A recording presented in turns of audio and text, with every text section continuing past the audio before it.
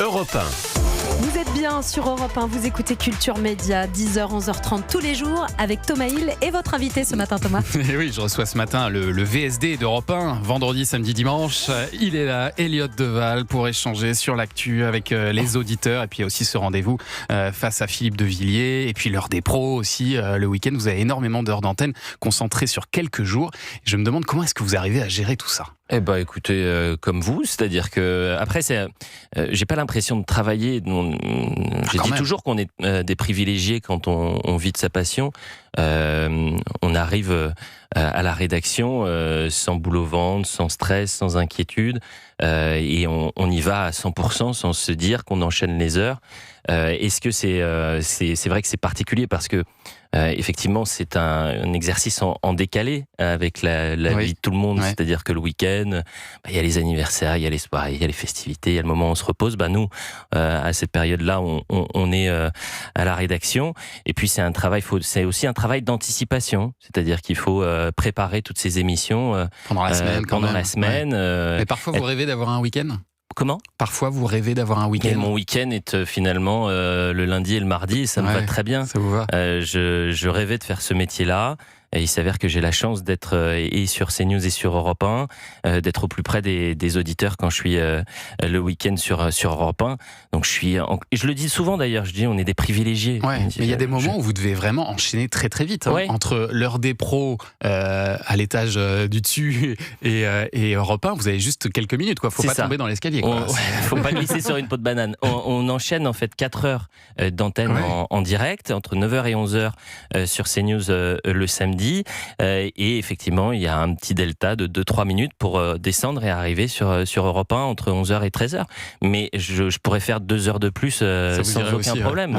Parce que c'est vrai que vous dites passionnant. Que ce rythme vous convient, mais vous êtes quand même en décalage avec le reste. Et j'imagine que le reste, c'est une vie aussi. Vous avez des amis, vous avez une famille. Non, mais Elliot, je vous vois venir. Non, mais c'est dur d'être décalé avec ses proches ou ses amis. Les amis se retrouvent le week-end, vous n'êtes pas avec eux, forcément. Ce qui est vrai, c'est que souvent, et quand on échange avec les téléspectateurs ou les auditeurs, ils nous demandent, mais attendez, pour une émission à 9h du matin, vous arrivez à quelle heure ? Il faut arriver 3-4 heures avant, préparer évidemment avec ses équipes.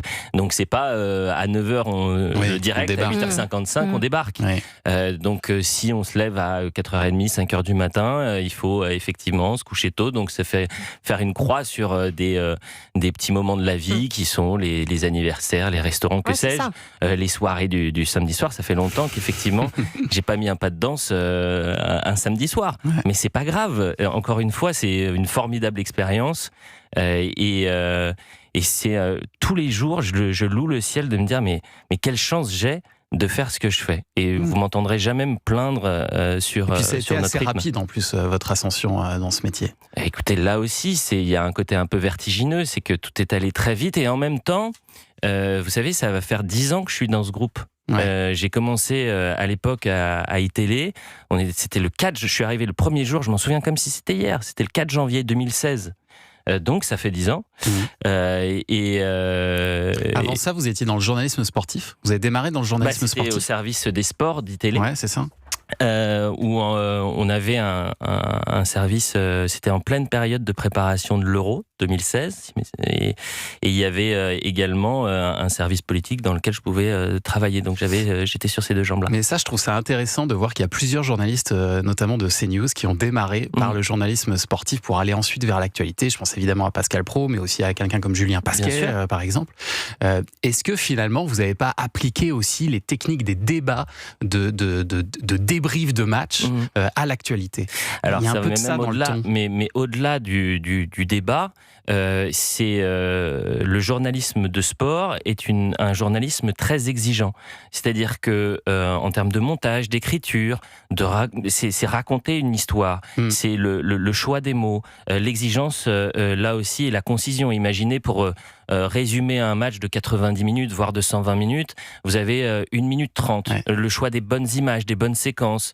Et effectivement, à l'époque, on avait une émission qui s'appelait 20h foot et on pouvait bousculer toute notre émission en fonction du résultat ou de la dernière information. Donc la capacité aussi de jongler, d'être très mobile sur les actualités. Et puis, dans le journalisme de sport, c'est aussi la capacité à finalement tendre le micro, être au plus près des aspirations des supporters. Mais vous savez que je crois que c'est Jean-Jacques Bourdin qui a commencé au sport. Michel Drucker a commencé au sport.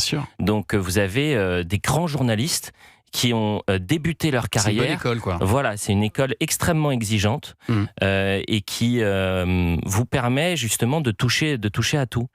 Et alors, vous êtes arrivé sur Europe 1 à la rentrée dernière. Elliot Deval, c'était un nouvel exercice pour vous, la radio, vous qui venez d'abord de la télé. Comment est-ce que vous le vivez, cet exercice ? Quelle différence vous faites avec la télévision ? Eh bien, écoutez, déjà, c'est la capacité à... on peut pas avoir de temps mort en radio. On peut pas finalement se reposer sur un long débat qu'il pourrait y avoir entre 2, 3 ou 4 invités. Ou des images. S'arrêter sur des images. Donc, il va falloir être extrêmement exigeant là aussi sur l'écriture, sur le rythme, ton, le rythme, bien sûr. C'est un rythme complètement différent. Et cette capacité aussi d'être à l'écoute des auditeurs et de pouvoir changer peut-être de thématique en fonction du témoignage qu'on va avoir oui, vous en vous direct. autorisez ça en direct à vous dire, là, il se passe quelque chose, je reçois peut-être 10 coups de fil sur la même thématique, et du coup, je vais consacrer mon émission à ça. Je la prolonge. J'ai toujours dit que cette émission, je me mettais, et c'est pas impensif, je me mets au service des auditeurs. Et je me mets à la disposition des auditeurs. Il y a évidemment une actualité qui peut s'imposer, mais si je vois que les auditeurs ont envie, je vous dis un exemple très concret.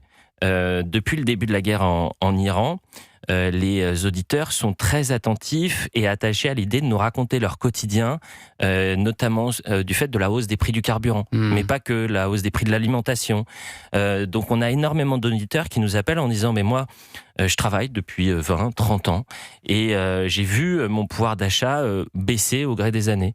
Et aujourd'hui, au 15 ou au 16 du mois, je me retrouve dans le rouge. » Je me souviens d'une auditrice qui nous a appelés pour nous expliquer qui avait bossé toute sa vie, retraitée. Son mari est en EHPAD, en établissement de santé. Elle allait le voir tous les jours. Et depuis le début de la guerre en Iran, parce qu'elle est à l'euro près, elle a réduit son nombre de visites, puisque l'EHPAD est à une quarantaine de kilomètres, 40 kilomètres aller, 40 kilomètres retour, c'est peut-être 20, 30, 40 euros sur un plein, et elle ne pouvait pas. Donc elle a décidé non pas d'y aller tous les jours, mais 2 à 3 fois seulement par semaine. Et vous voyez ce témoignage-là, c'est pas un témoignage anecdotique, c'est pas un témoignage exceptionnel. Malheureusement, il se répète.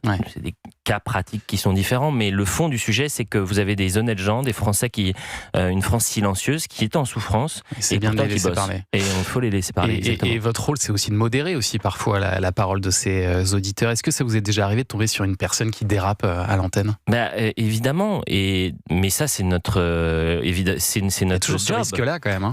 Mais au-delà on dit souvent la parole elle est libre, mais la liberté de ton, la liberté d'expression, il y a évidemment une limite. Tout propos diffamant, injurieux ou qui incite à la haine, c'est notre rôle aussi de recentrer le débat et de reprendre très rapidement quand il y a un dérapage. Mais c'est important aussi de pouvoir échanger avec ceux qui dérapent pour leur dire, en fait, ce que vous venez de dire, c'est pas vous censurer que de vous reprendre, mais force est de constater que à travers le témoignage que vous m'apportez, c'est de mettre tout le monde dans un même panier, ce qui n'est pas sain, ce qui n'est pas normal. L'importance d'échanger tout en restant respectueux, et je pense que c'est aussi ces ondes-là positives qu'il faut arriver à transmettre tout en parlant des sujets que beaucoup finalement sous-traitent ou préfèrent balayer d'un revers de la main comme si c'était pas si important que ça. Et alors ces sujets, vous les traitez aussi, mais avec un ton très différent dans l'émission avec Philippe de Villiers, l'émission que vous présentez face à Philippe de Villiers. Là, c'est vraiment un tout autre exercice. Vous êtes beaucoup plus en retenue. Complètement. Forcément. Mais je dis souvent que face à Philippe de Villiers, c'est un objet médiatique non identifié.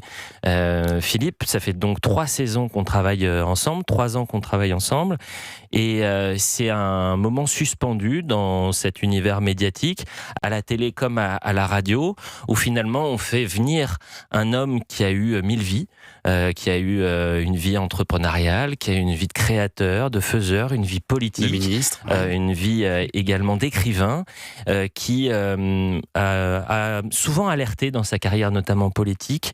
Et moi, je me plonge dans les archives de l'INA, vous savez, les débats dans les années 80-90, où Philippe de Villiers était caricaturé. Vous savez, c'était le fou du puits, le vicomte qui venait, qui n'était pas forcément pris au sérieux, alors que, et vraiment j'invite les auditeurs à le faire, réécouter les débats au moment du traité de Maastricht en 92. Il avait face à lui tous ceux qui sont encore présents à des postes à haute responsabilité et qui se sont complètement plantés.